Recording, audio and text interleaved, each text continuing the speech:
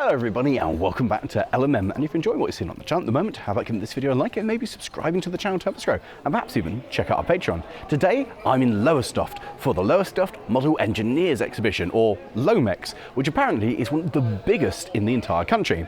And the first thing on the list is this that you might remember from the video, a locomotive built in lockdown. And this is it, painted in its new and kind of final form on, like, I don't know, version 4 of the control system he's gone through, but that's it, all done and finished. So with that, we're going to go indoors and check out the show. The first thing that caught my eye was this stunning Fowler Showman's engine, and inside there were a variety of stationary engines, many of which were running on steam and compressed air, including this model of a 1712 Newcomb steam engine. And for somebody like me, the display of all these different types of engine working was a visual treat, and what I loved was the different levels that people had gone to. This one was made out of scrap materials during the maker's lunch hour, and I think that's fantastic, as was the motion on this Westbury Vulcan beam engine. In fact, the entire table was full of stunning models, with the ones running being truly hypnotising.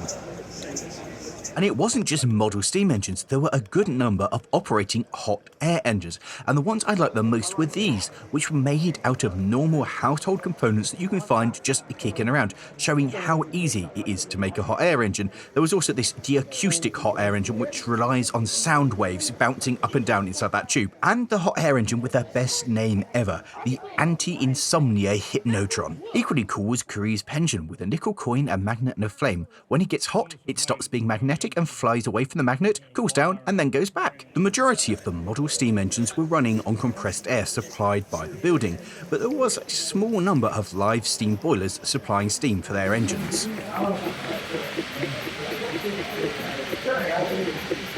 The variety and different scales of engines were superb, including this teeny tiny little engine running on compressed air, which was just about the size of my finger. The biggest problem was there were so many different designs and engines, I just didn't have the time to film them all. And as well as your traditional stationary engines, there were a good collection of marine engines running away.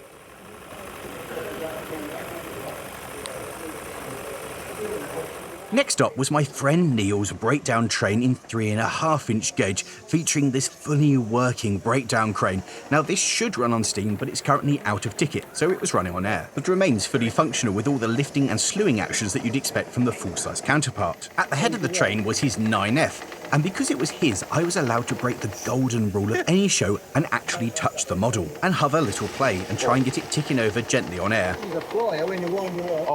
To try and get it running a bit more smoothly, I was able to have a little play with the reverser, and soon I'd got it going pretty well. Now that knocking you can hear is actually a cease bearing on the rolling road, not the engine itself, so don't panic about that. Also running on air was an agricultural traction engine that was built by his father, running a fully functional threshing drum, and they have tested this out with grass, and the answer was yes, it will thresh and separate the seams, but it took almost 2 weeks to disassemble and clean everything out of, so never again. Also throughout the show, you had to keep an eye out at your feet, because there were these things driving around, which was cool.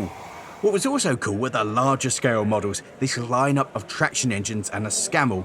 They just have such an imposing presence, and of course are fully working models with this fully detailed and functioning cab on the Sentinel. Absolutely superb. Now something I don't know an awful lot about are boats, but I can appreciate the time and effort that's gone into these ones. They are quite stunning models. One of my favourite things that's here is this absolutely colossal crane, which is built by the same gentleman who's made that beautiful coach over there.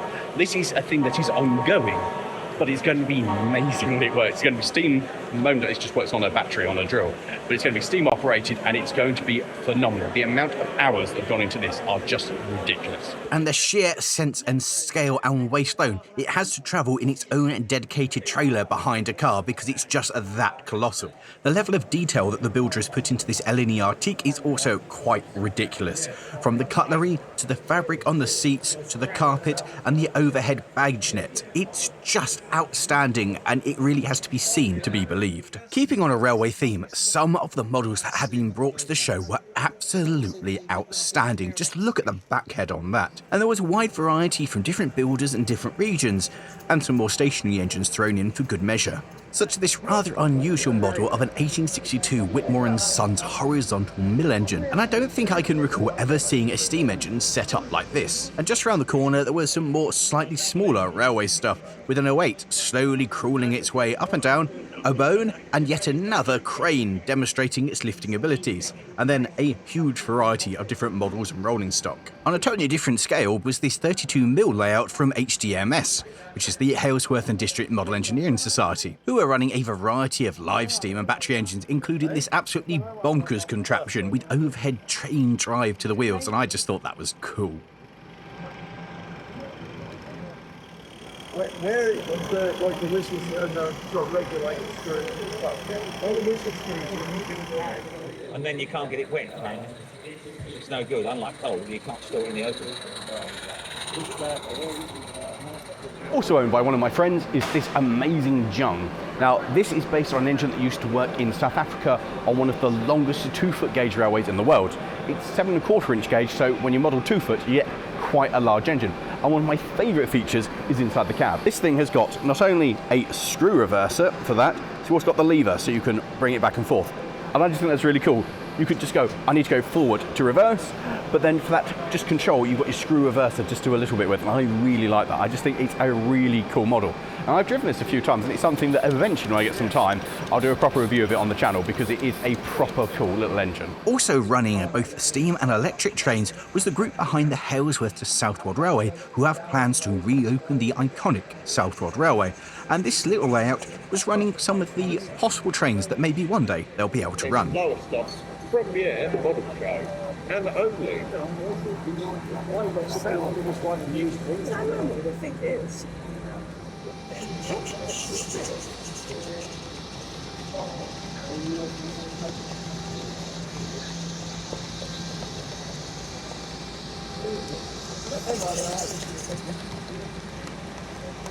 Also on display was a number of engines that I recognised, like Mammods and Williscos. Elsewhere was this amazing collection of model narrow gauge locomotives, including a Darjeeling D, C and B class, along with appropriate stock for the locomotives.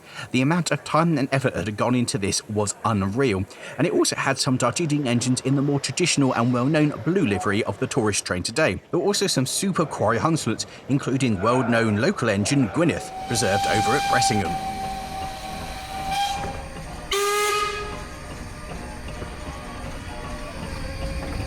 And it wasn't just the narrow gauge that were being modelled. No, the standard gauge was well represented as well, with his absolutely phenomenal Stirling single, this LBSC Rain Hill, which is basically Stephenson's rocket, and this absolute behemoth. There was also the well-known Maid of Kent and a Class 31, amongst other amazing items. Frankly, there was just too much to take in.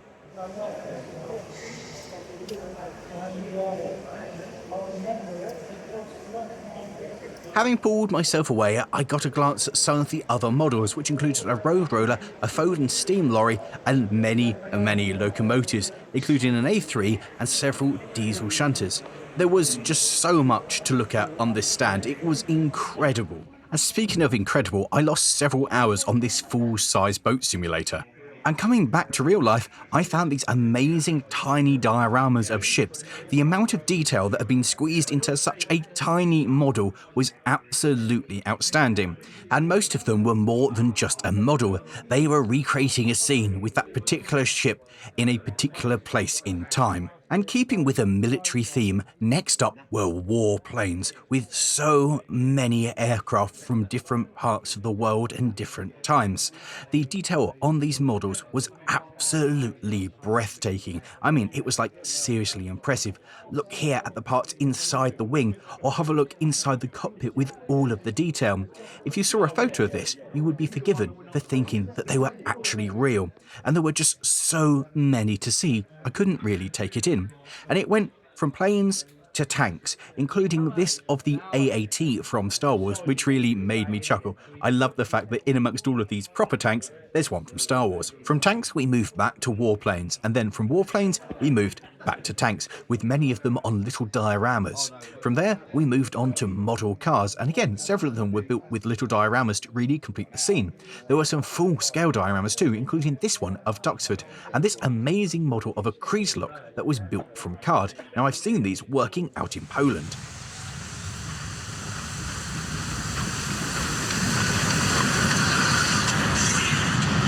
Continuing the railway theme was this huge German rail-mounted gun. I wasn't able to move on to the next hall without stopping and gawping at this wonderful burrel, which was in steam, and spent the day trundling about between the two halls for everybody to enjoy.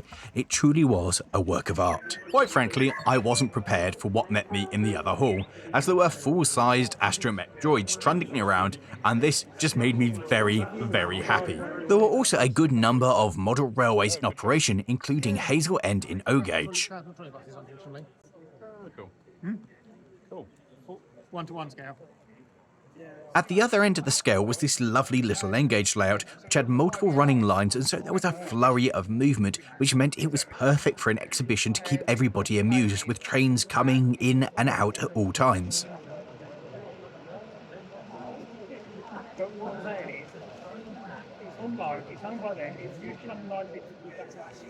No, we literally don't do that now.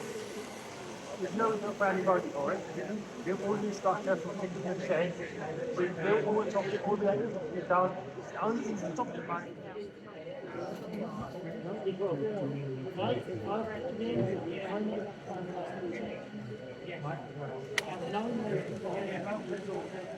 And now for something entirely different. This is Cato Inferno, a 00 gauge steampunk-inspired layout, with lots of bits from Warhammer 40k, like those Valkyries, and lots of hands-on bits that you can do, like this, which activates the T-Rex. It's got lots of locomotives which are modified from other stock. Let me know in the comments below what you think they are, and I really like these hands-on bits. The guy who built this is Lawrie Calvert, and he's the man behind the designs of Hornby's Batic Loc steampunk range, so the guy really knows what he's talking about. And I like the little red alert there, and the fact that when you press this button here, the tank's lights light up for shooting.